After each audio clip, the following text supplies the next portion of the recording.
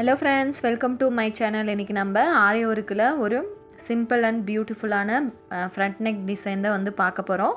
அதுக்கு முன்னாடி என்னோட சேனலை இப்போதான் ஃபர்ஸ்ட் டைம் பார்க்குறீங்கன்னா மறக்காம என்னோட சேனலை சப்ஸ்கிரைப் பண்ணிக்கோங்க. இப்போ நெக்ஸ்ட் பாருங்க, நான் வர்க்கை வந்து ஸ்டார்ட் பண்ணிக்கலாம். ஃபர்ஸ்ட் நான் வந்து 4 லைன்ஸ் வந்து கோல்டன் கலர் ஜரி த்ரெட் வந்து ஃபர்ஸ்ட் கொடுத்துக்கிறேன். நம்ம எந்த ஆரி ஒர்க்க ப்ளவுஸாக இருந்தாலும் கண்டிப்பாக வந்து 3 or 4 லைன்ஸ் வந்து ஜரி த்ரெட் வந்து கண்டிப்பாக கொடுக்கணும்.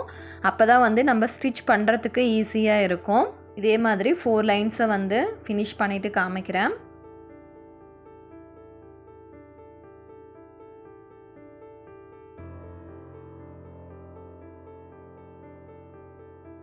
இப்போ நெக்ஸ்ட்டு பாருங்கள், நம்ம 4 லைன் கொடுத்து கம்ப்ளீட் பண்ணதுக்கப்புறம் நெக்ஸ்ட் வந்து ஒரு லைன் சுகர் பீட் வந்து கொடுத்துக்கிறேன்.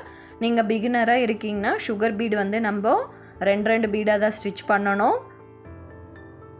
இது வந்து பேசிக்காக பிகினர்ஸ் பழகிட்டுருக்கிறவங்களுக்கு கண்டிப்பாக தெரியாது. அதனால தான் வந்து நான் ரிப்பீட்டடாக என்னோடய வீடியோஸில் வந்து சொல்லிகிட்ருக்கிறேன். சுகர் பீடுன்னு இல்லை, சுகர் பீடு, கட் பீடு, அந்த மாதிரி சின்ன சின்னதாக இருக்கிற பீட்ஸ் எல்லாமே நீங்கள் 2 பீடாக ஸ்டிச் பண்ணிங்கன்னா தான் நமக்கு ஸ்டிச்சஸ் வந்து நீட்டாக இருக்கும். இப்போ இதே மாதிரி ஒரு லைன் வந்து சுகர் பீட் கொடுத்துட்டு ஃபினிஷ் பண்ணிக்கலாம். இந்த லைனை பாருங்கள், நான் சுகர் பீடு ஒரு லைன் கம்ப்ளீட் பண்ணிவிட்டு நெக்ஸ்ட் லைன் வந்து இந்த மாதிரி பஞ்ச் பீடு வந்து நான் வந்து ஒரு லைன் வந்து ஸ்டிச் பண்ணிக்கிறேன். இதுக்கு நான் வந்து 3mm பீடு வந்து யூஸ் பண்ணியிருக்கேன். நீங்கள் இந்த மாதிரி நெக்ஸ்ட்டு சுகர் பீட் லைனுக்கு அடுத்ததாக வந்து பஞ்ச் பீடு யூஸ் பண்ணுறீங்கன்னா சுகர் பீடை வந்து இந்த மாதிரி கீழேருந்து ஸ்டிச் பண்ணிங்கன்னா மேலே வந்து நம்ம நெக்ஸ்ட் லைன் வந்து இந்த மாதிரி பஞ்ச் பீடு வந்து நமக்கு பர்ஃபெக்ட் ஃபினிஷிங்கோடு ஸ்டிச் பண்ணுறதுக்கு ஈஸியாக இருக்கும். இந்த பஞ்ச் பீட் லைனையும் கம்ப்ளீட் பண்ணிவிட்டு இன்னொரு லைன் சுகர் பீட் லைன் கொடுத்துட்டு இந்த பார்டரை வந்து ஃபினிஷ் பண்ணிக்கிறேன்.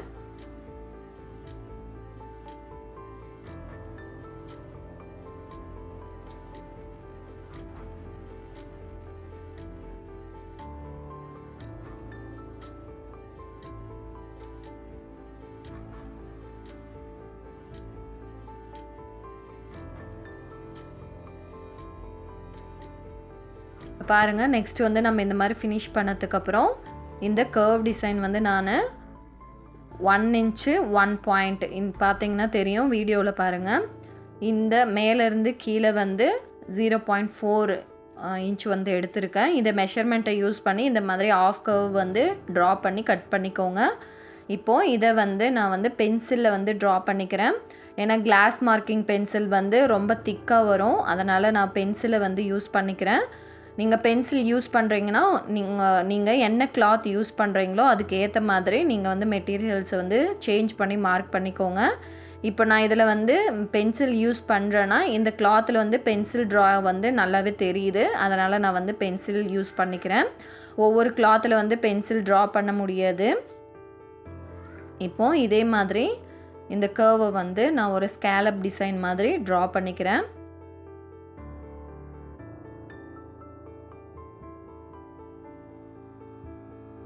இப்போ பாருங்கள், இதே மாதிரி நெக்லைன் பூரா ட்ரா பண்ணதுக்கப்புறம் நம்ம ட்ரா பண்ணியிருக்கிற அந்த லைன்ஸ் மேலேயே ஒரு லைன் வந்து சுகர் பீட் வந்து கொடுத்துக்கிறேன். நீங்கள் டிசைனை வந்து ட்ரா பண்ணும் போதே கரெக்டாக வந்து ட்ரா பண்ணிக்கோங்க. இப்போது நம்ம நெக்ஸ்ட்டு வந்து நம்ம ட்ரா பண்ணியிருக்கிற அந்த லைன்ஸ் மேலேயே வந்து சுகர் பீடு வந்து ஸ்டிச் பண்ணிட்டு வரலாம். சுகர் பீடுக்கு கேப்ஸ் வராமல் இந்த மாதிரி ஸ்டிச் பண்ணுங்கள். இப்போ இந்த இடத்துல டேர்ன் பண்ணி வரும்போது ஒரு எம்டியாக குட்டி லாக் ஸ்டிச் பண்ணிவிட்டு இந்த மாதிரி ஷார்ப் எட்ஜ் வர்ற மாதிரி டேர்ன் பண்ணி கொண்டு வந்து ஸ்டிச் பண்ணுங்கள். அந்த ஷார்ப் எட்ஜ் வர இடத்துல நான் வந்து எம்டியாக 2 செயின் ஸ்டிச் கொடுத்து தான் டேர்ன் பண்ணி கொண்டு வரேன். நீங்கள் வீடியோவை ஸ்கிப் பண்ணாமல் பாருங்கள், அப்போ தான் நான் வீடியோவில் என்ன சொல்ல வரேன், எப்படி வந்து ஸ்டிச்சஸை வந்து கொடுக்குறேன் அப்படின்றது வந்து உங்களுக்கு கிளியராக புரியும். வீடியோவை ஸ்கிப் பண்ணாமல் பாருங்கள்.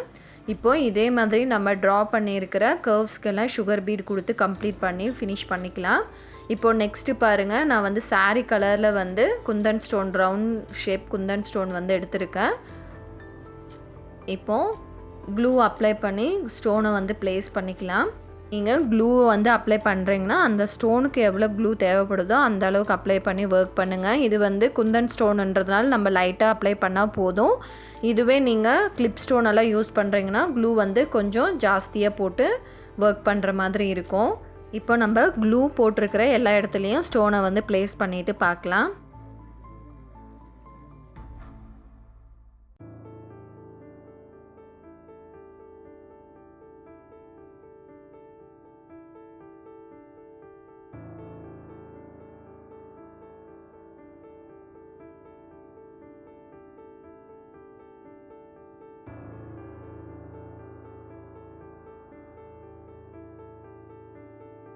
நெக்ஸ்ட்டு பாருங்கள், இந்த மாதிரி ஸ்டோனை ப்ளேஸ் பண்ணதுக்கப்புறம் இந்த இடத்துல இந்த ஸ்டோனை சுற்றி ஒரு லைன் வந்து ஜரி த்ரெட் வர்ற மாதிரி நான் வந்து ஸ்டிச் பண்ணிக்கிறேன்.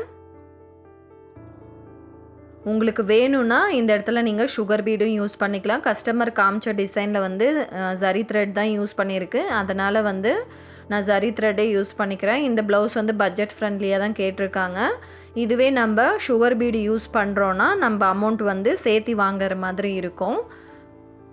நான் கஸ்டமருக்கு ஏற்ற மாதிரி ஒரு லைன் ஜரி த்ரெட்டே வந்து கொடுத்துக்கிறேன்.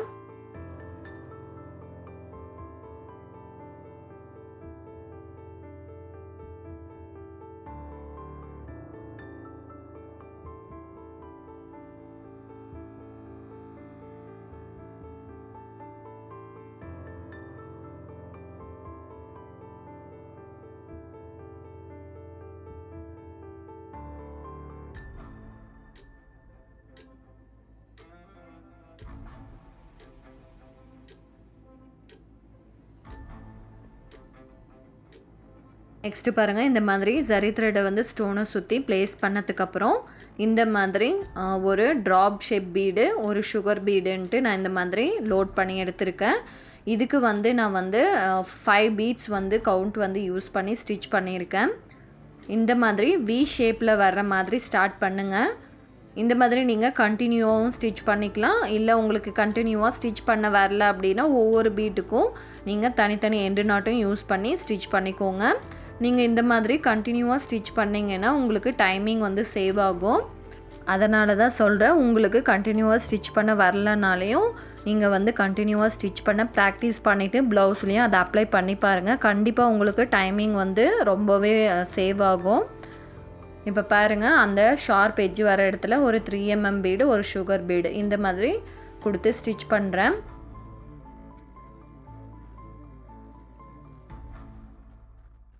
பாருங்கள், இந்த இடத்துல வந்து உங்களுக்கு இன்னுமே கிளியராக விசிபிள் ஆகும்னு நினைக்கிறேன். நான் எப்படி ஸ்டிச் பண்ணி அந்த பீட்ஸை வந்து ஃபினிஷ் பண்ணுறேன்றது உங்களுக்கு இன்னுமே தெளிவாக புரியும்.